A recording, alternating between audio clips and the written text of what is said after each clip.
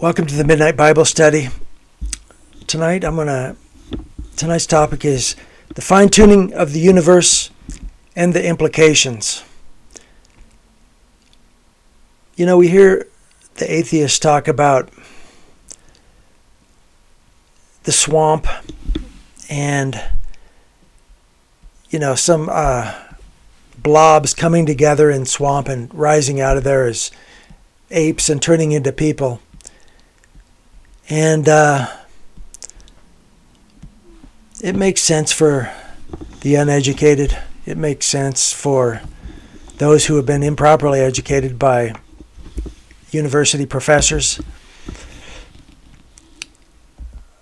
And in fact, university professors, I actually am a university professor, but I would say that in general, let me tell you a story. When I was in college a long time ago, I came from basically a heathen part of the country. I grew up like a heathen for the most part, although I was baptized. And as a young kid, I was a church-going kid, but that kind of faded.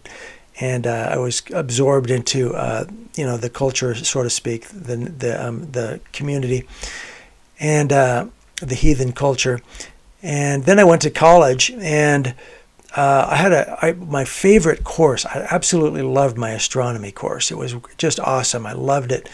And but one thing my astronomy teacher told me, and I like this guy because he was teaching my favorite class. It was fascinating. And I was essentially ignoramus when it came to anything about the Bible. I knew such a thing existed, and that's really about it. I had a vague sense that it was about God. That was about all I knew. But my professor says, he said, you know what? Science has proven the Bible wrong. As a heathen, that was fine with me. I couldn't have cared less. I mean, it was not relevant. I didn't know anything about it anyway, but fine. That's fine with me.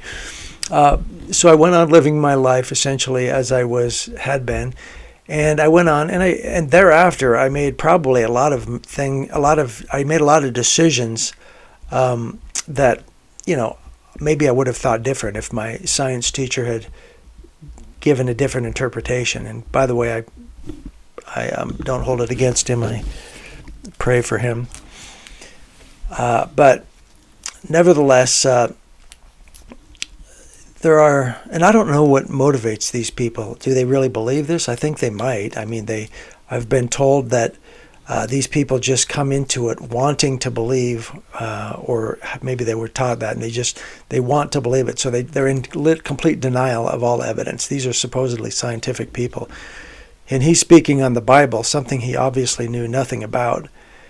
And anyway, I found out as time went on, and I learned more and more. I went from total ignorance on the Bible to knowing a few things about it, and reading it numerous times, and analyzing it line by line, cover to cover, several times. And so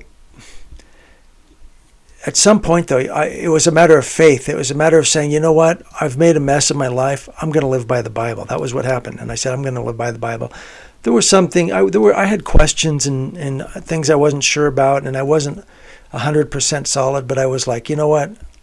I'm going to trust God because I'm certainly not doing the greatest job on my own. And when I made that decision, it changed everything. It literally changed everything for me. All of a sudden, it wasn't long. I don't know when it happened, but it no longer was even a matter of faith for me. It was like the more I studied the Word, the more I knew. And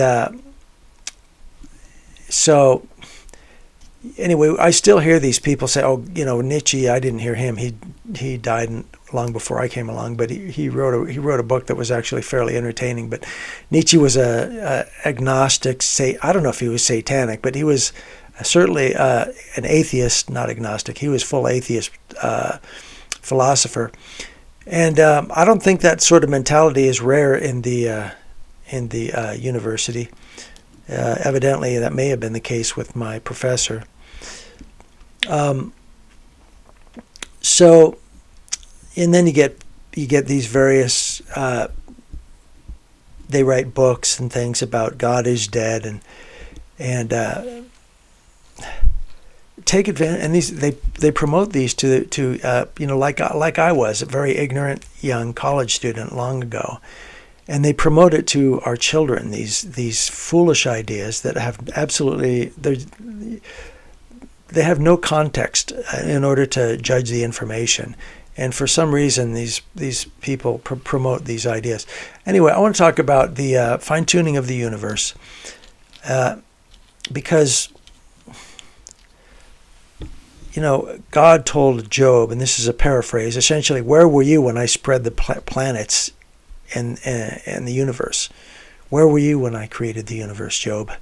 As Job is complaining about what's the injustice that he feels he's being served.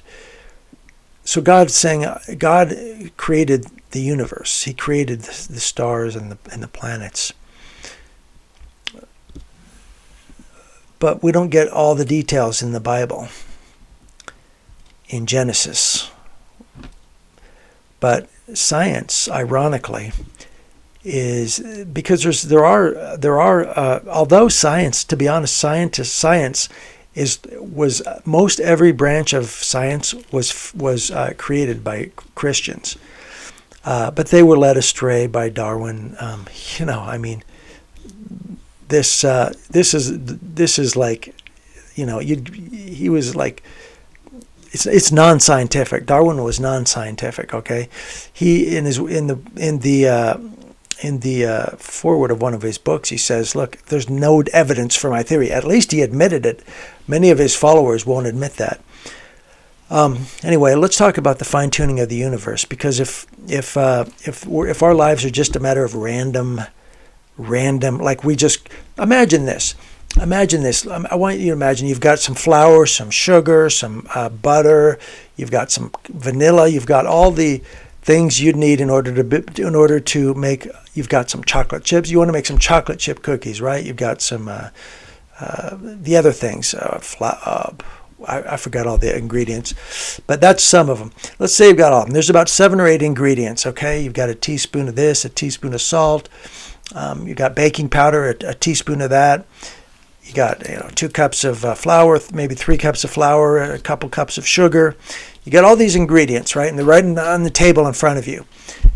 And then I want to ask you just an honest question.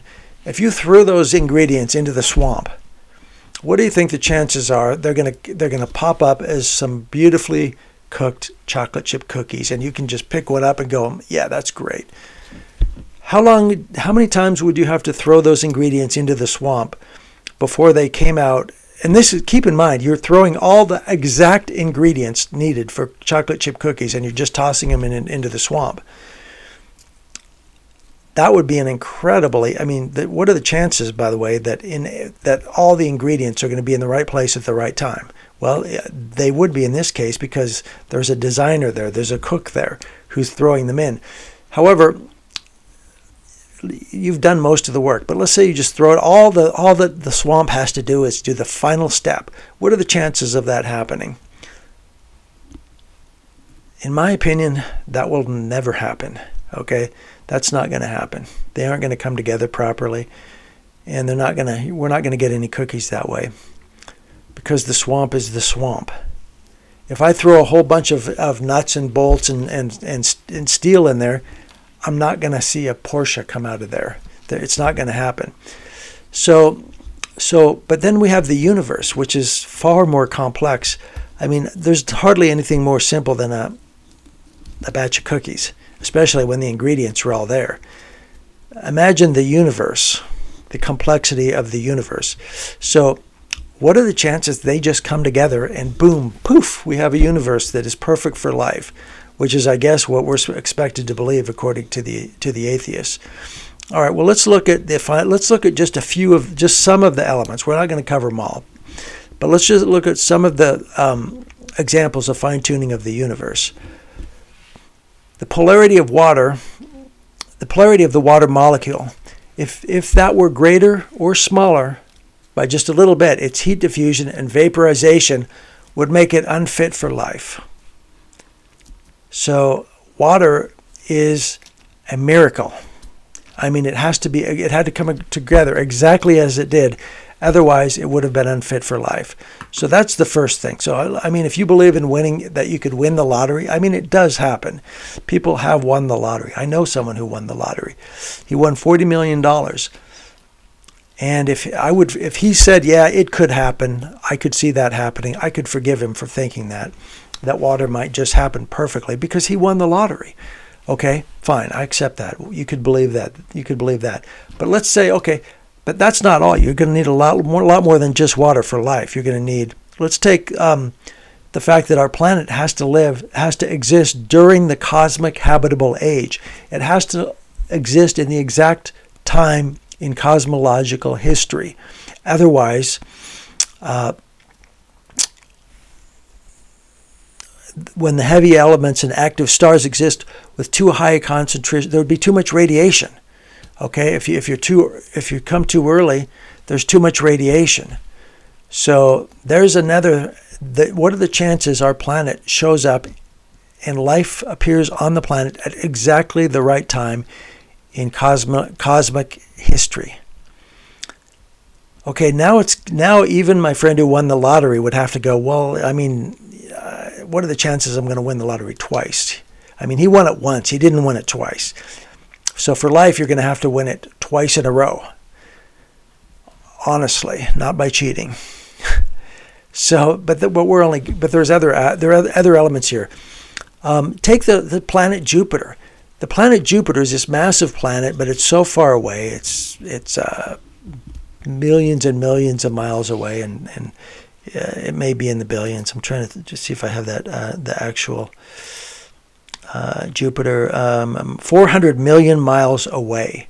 Okay, 400 million miles away, but it's a massive planet, so we see it as just a little prick of light. Now, because it's such a massive planet, it acts like a vacuum because it's got this huge magnetic gravitational pull. And so it sucks up like a vacuum. It sucks up meteors that are flying through space and that are headed for Earth. It'll suck them into its atmosphere, and they'll collide with Jupiter instead. And it's been estimated that something like 1,000 meteors a year are sucked up by Jupiter's atmosphere, its gravitation, so that they don't strike Earth. And some meteors could end life on Earth as we know it. Could cause mass extinctions. So that's another thing that happened to. What are the chances we're going to have a massive planet like that just happens to be there, and it just happens to protect our Earth with its gravitational field? That was fortunate. Wow, that was extremely fortunate. Thank you. So now, if the Earth were just 5% closer to the sun, we could not have life on this planet. We would be doomed, okay? If the Earth were 5% farther away from the sun, we could not have life on this planet. Fortunately, the Earth happened just by coincidence. It happens to be the exact distance that it needs to be in order to be perfect for life on this planet. That was a fortunate coincidence. Thank you. Do you think that was just coincidence? Okay, now we're up to, if you were my friend who won the lottery, in order to believe that this has all happened by chance, you would have to have won the lottery at least 4 times in a row in order to think, yeah, that's likely. But he didn't win it 4 times in a row. He won it once, and we're up to the chances of these things happening are, it's just beyond comprehension, the odds of any one of these events. In fact, it makes the lottery look like a piece of cake compared to the odds of these things happening. Right planetary mass. If the Earth were smaller, its magnetic field would be weaker, allowing the solar wind to strip away our atmosphere. Therefore, if the Earth were smaller, we could not have life on this planet. Well, that was fortunate. It just happened to be the exact size for life. If it would have been smaller or larger, it couldn't have happened. the moon stabilizes the Earth's, it stabilizes the angle of the Earth's axis at nearly a constant 23.5 degrees. And this ensures relatively temperate seasonal changes. So fortunately, we just happen to have this moon that makes life possible and manageable on this planet. That was fortunate. Was that just coincidence too? Boy, this is a fortunate planet. Maybe we should just call it the fortunate planet, because it seems to have a mass excess of neutron over proton. Mass excess of neutron over proton. So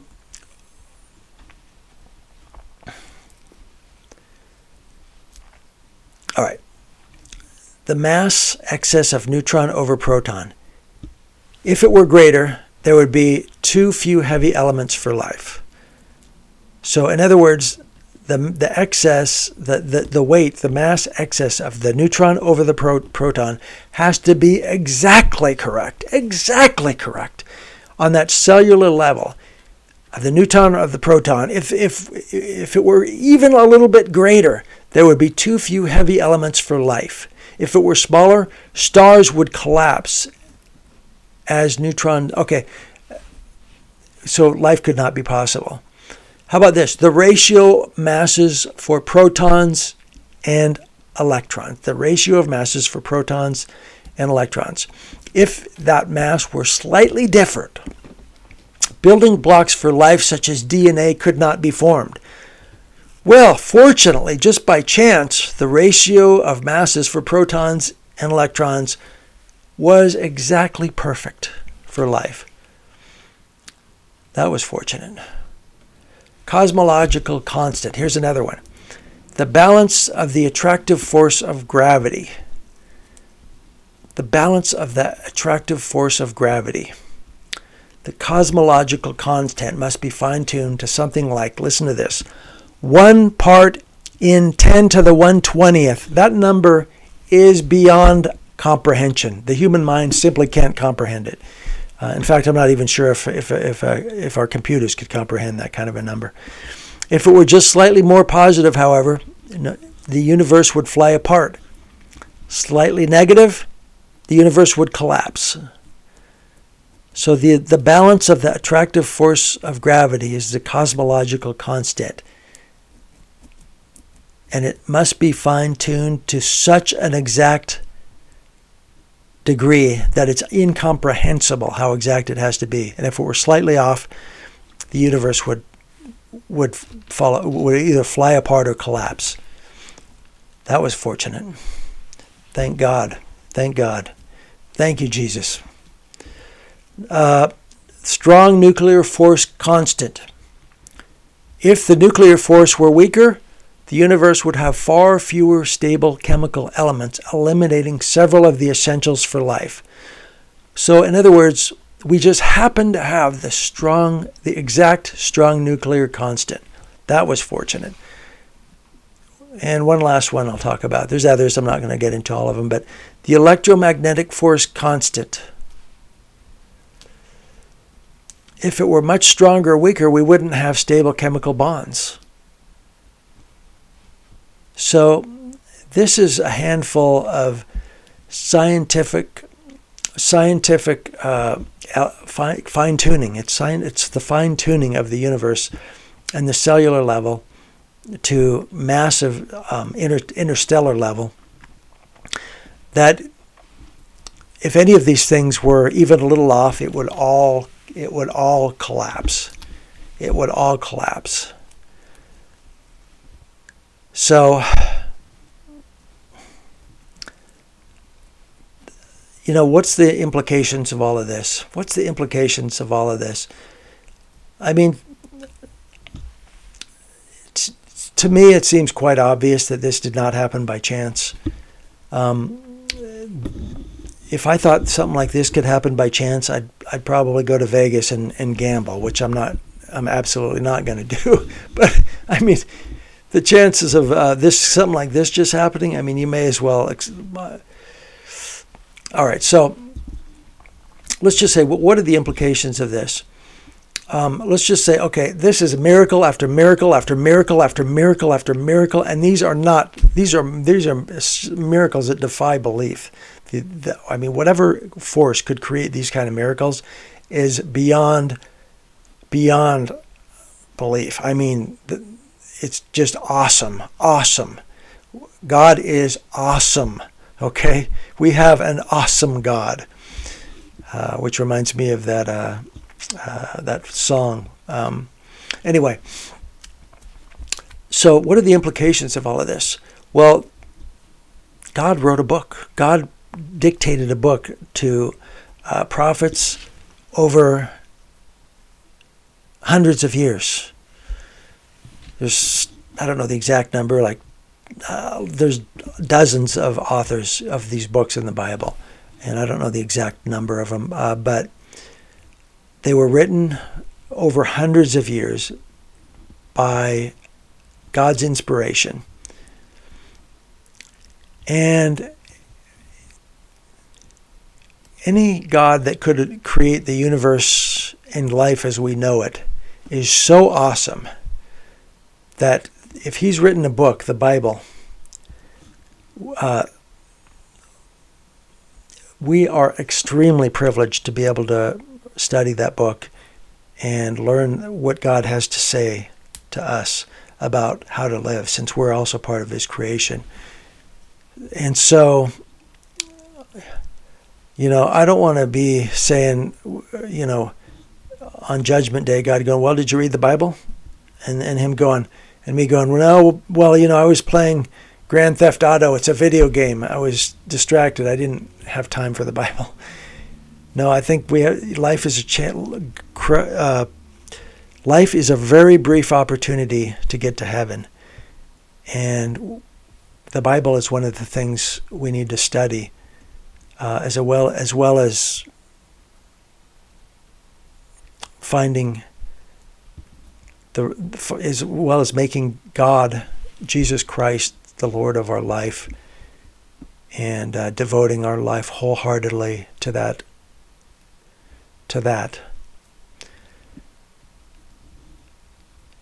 So there you go.